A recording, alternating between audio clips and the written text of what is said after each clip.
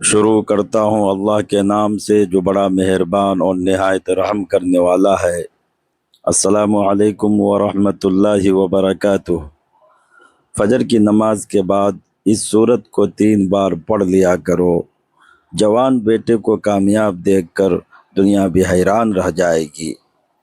محترم دوستو، ویسے تو یہ عمل سب کے لیے ہے، لیکن خاص طور پر اگر مائیں کریں تو ان کی جوان اولاد کی کامیابی انشاءاللہ بہت جلد مقدر بن جائے گی۔ سورۃ الکوثر اور الحمدللہ رب العالمین کا یہ وظیفہ پڑھتے ہی گھر میں اتنی برکت آئے گی کہ ہر رشتہ دار آپ کے آگے پیچھے گھومے گا انشاءاللہ۔ ایک دن میں کروڑوں نعمتیں حاصل ہوگی۔ آج میں آپ کے حوالے ایک ایسا خاص وظیفہ کر رہا ہوں جو دولت کا خزانہ ہے۔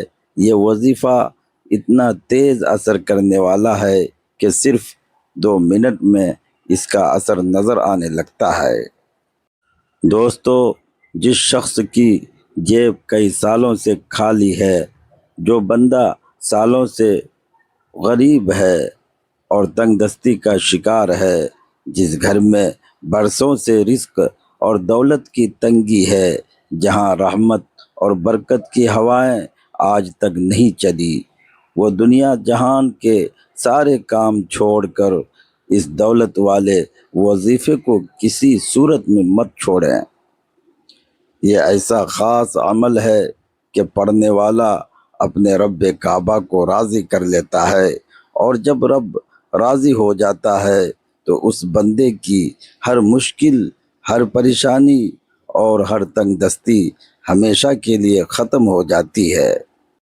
سورۃ الکوثر اور الحمدللہ رب العالمین کا کمال ہر کوئی جانتا ہے، لیکن اگر کوئی نہیں جانتا تو آج میرے کہنے پر اس وظیفے کو بتائے گئے طریقے سے ایک بار ضرور کر کے دیکھ لیں۔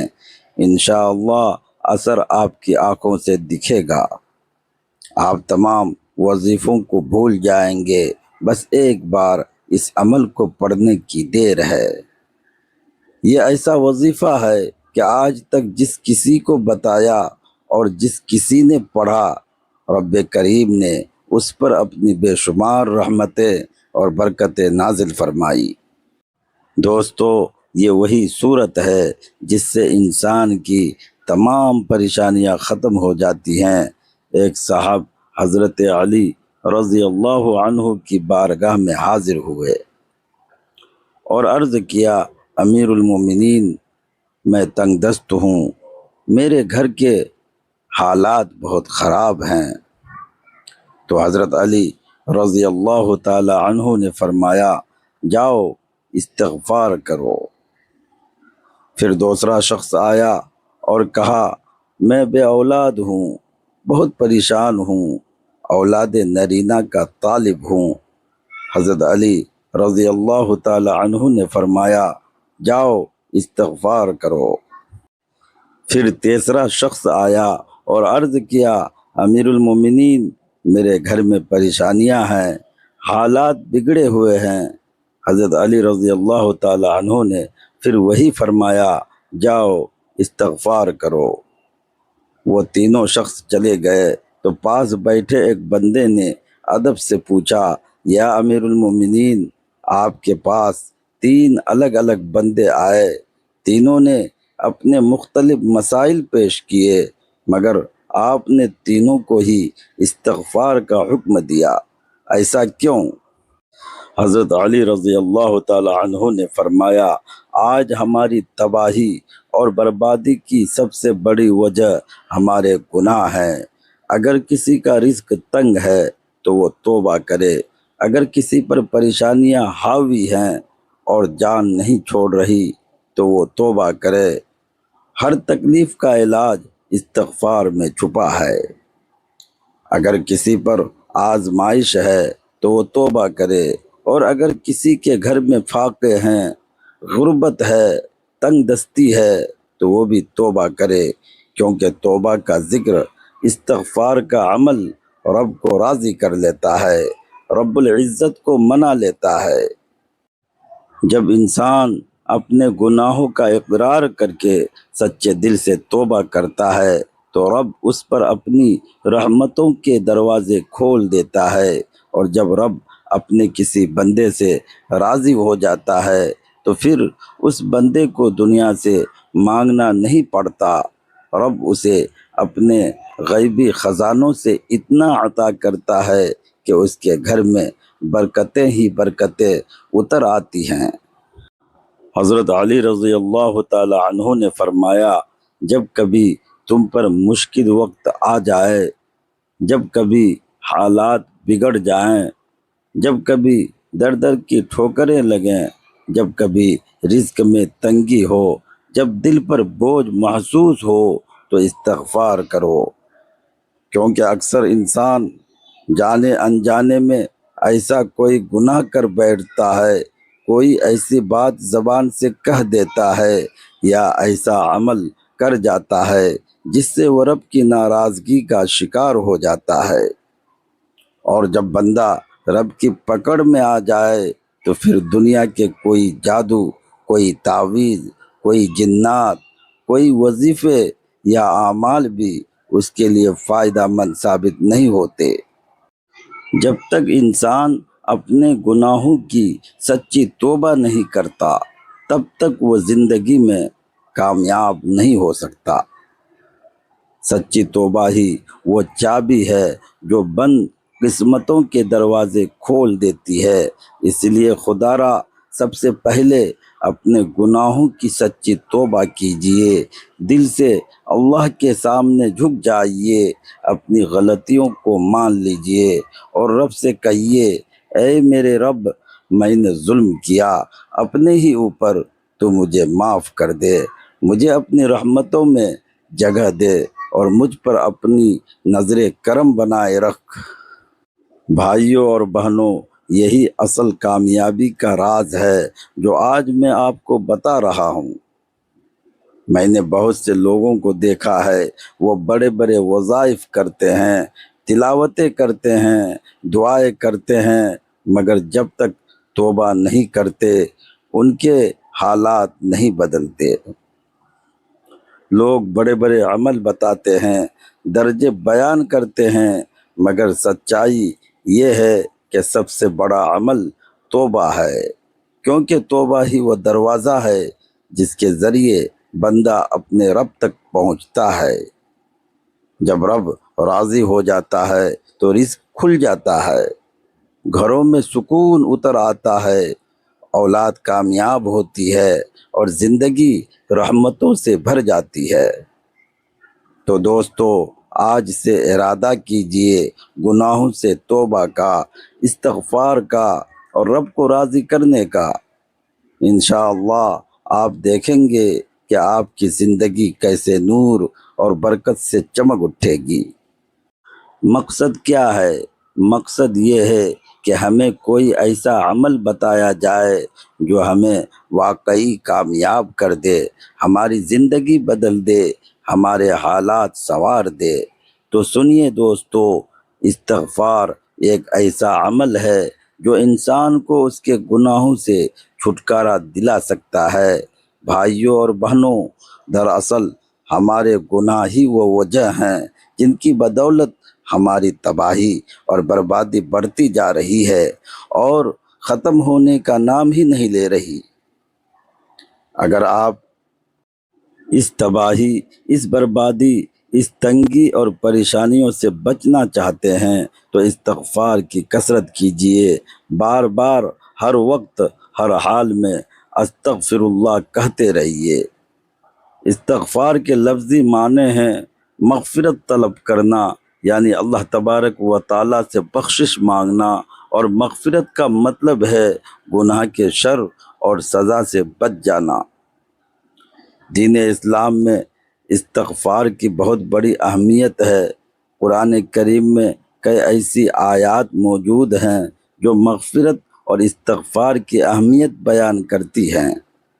کچھ آیات میں اللہ تبارک و تعالیٰ نے استغفار کا حکم دیا ہے، کچھ میں اس کی طلب یعنی اس کی درخواست کا ذکر ہے، اور کچھ میں استغفار کرنے والوں کی تعریف بیان کی گئی ہے۔ سورۃ النساء میں اللہ رب العزت نے اپنے پیارے نبی کو حکم فرمایا اور اللہ تعالیٰ سے بخشش مانگیے، بے شک وہ بخشنے والا بہت مہربان ہے۔ اسی طرح سورۃ المزمل میں رب کریم نے مومنوں کو حکم دیا، اللہ تعالیٰ سے بخشش طلب کرتے رہو، یقیناً وہ بخشنے والا مہربان ہے۔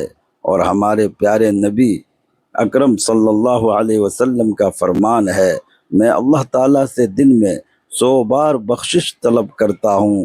سوچئے، جب نبی پاک صلی اللہ علیہ وسلم جو معصوم ہیں، جن سے کوئی گناہ نہیں ہوتا، وہ بھی دن میں 100 بار استغفار کرتے ہیں، تو پھر ہم اور آپ جو گناہ گار بندے ہیں، ہمیں تو اس سے کہیں زیادہ استغفار کی ضرورت ہے۔ استغفار وہ عمل ہے جو گناہوں کو دھو دیتا ہے، دل کو سکون دیتا ہے اور رب کو راضی کر دیتا ہے۔ جو بندہ استغفار کو اپنی زندگی کا حصہ بنا لیتا ہے، اللہ تبارک و تعالی اس کے لیے رحمتوں، برکتوں اور کامیابی کے دروازے کھول دیتا ہے۔ دوستو، اس سے استغفار کی اہمیت اور افادیت صاف طور پر معلوم ہوتی ہے۔ استغفار کے ثمرات یعنی نتائج میں گناہوں کی بخشش، اللہ کی رضا، اس کی محبت اور رحمت کا حصول اور عذاب کا ٹل جانا شامل ہے۔ جب کوئی بندہ سچے دل سے استغفار کرتا ہے تو اللہ تبارک و تعالی اس پر اپنی رحمتوں کی بارش کر دیتا ہے، اس کے دل میں نور بھر جاتا ہے، اس کی زندگی میں خیر اور برکت پیدا ہوتی ہے اور اس کے اعمال میں سکون اور اطمینان آ جاتا ہے۔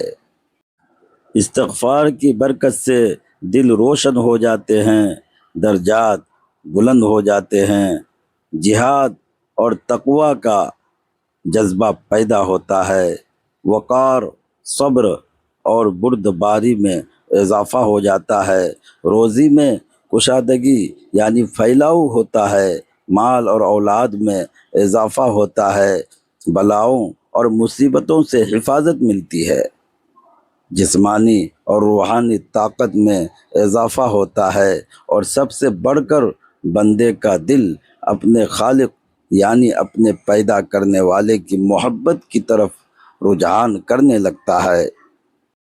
استغفار کرنے والا بندہ دھیرے دھیرے دنیاوی نعمتوں سے بے نیاز ہو جاتا ہے اور اللہ تبارک و تعالیٰ کی محبت میں ڈوب جاتا ہے۔ اس کے اندر ایسی اور بھی خوبصورت صفات پیدا ہو جاتی ہیں جو اسے ایک سچا مومن بنا دیتی ہیں۔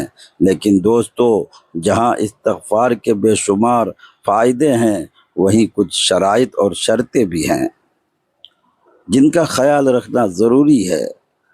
سب سے پہلی اور اہم شرط یہ ہے کہ انسان اللہ تبارک و تعالیٰ کو حاضر و ناظر جانے، یعنی یہ یقین رکھے کہ اللہ ہر وقت مجھے دیکھ رہا ہے، میرے حالات سے واقف ہے، دل میں سچا جذبہ ہونا چاہیے۔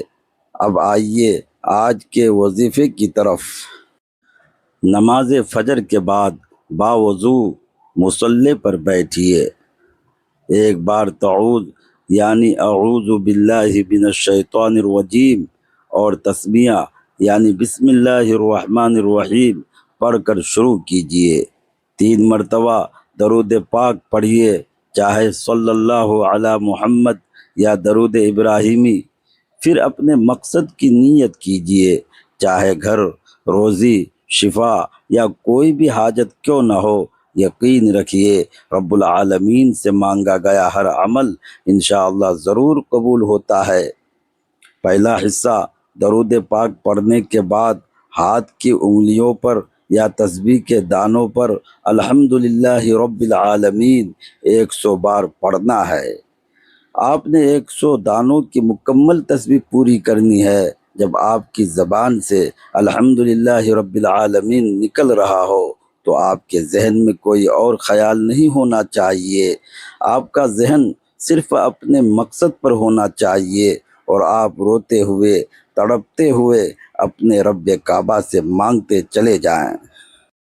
دوسرا حصہ 100 بار الحمدللہ رب العالمین پڑھنے کے بعد اب دوسرا وظیفہ کرنا ہے، وہ ہے رب کے 2 مبارک ناموں کا وظیفہ، یا رزاقو یا فتاحو۔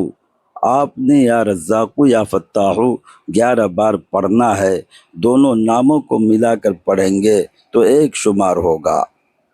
تیسرا حصہ اب آخری وظیفہ، آپ نے سورۃ الکوثر پڑھنی ہے، صرف اور صرف 3 بار، 3 مرتبہ سورۃ الکوثر پڑھنے کے بعد آپ کا یہ مقدس وظیفہ مکمل ہو جائے گا انشاءاللہ۔ جس یقین اور سچائی کے ساتھ یہ وظیفہ کیا جائے گا، اللہ تعالیٰ اسی کے مطابق رحمتوں کے دروازے کھول دے گا، آپ کی ہر حاجت پوری ہوگی اور زندگی میں سکون، برکت اور کامیابی اتر آئے گی۔ یا اللہ، جو بھی اس ویڈیو کو دیکھے، سنے یا شیئر کرے، اس کی تمام جائز حاجتیں پوری فرما، رزق میں برکت عطا فرما، گھروں میں سکون نصیب فرما، والدین کی مغفرت فرما، بیماروں کو شفا عطا فرما، اور ہمیں دنیا و آخرت کی کامیابی عطا فرما، آمین یا رب العالمین۔ اب دوسروں کو بھی اس عمل کی ترغیب دیں، اپنے رزق میں برکت، آسانیاں اور کشادگی کے لیے اللہ تعالیٰ کے 99 ناموں میں سے کوئی ایک نام لکھ کر کمنٹ میں ضرور شیئر کریں۔ ویڈیو اچھی لگے تو لائک کر دیں، زیادہ سے زیادہ شیئر کریں، اور روزانہ اسلامی ویڈیوز کے لیے سبسکرائب کرنا نہ بھولیں۔ دوستو، آپ کا ایک سبسکرائب ہمارے لیے بہت بڑی حوصلہ افزائی ہے۔ اللہ تبارک و تعالی ہم سب کا حامی و ناصر ہو، آمین۔ جزاک اللہ خیرہ۔ السلام علیکم ورحمۃ اللہ وبرکاتہ۔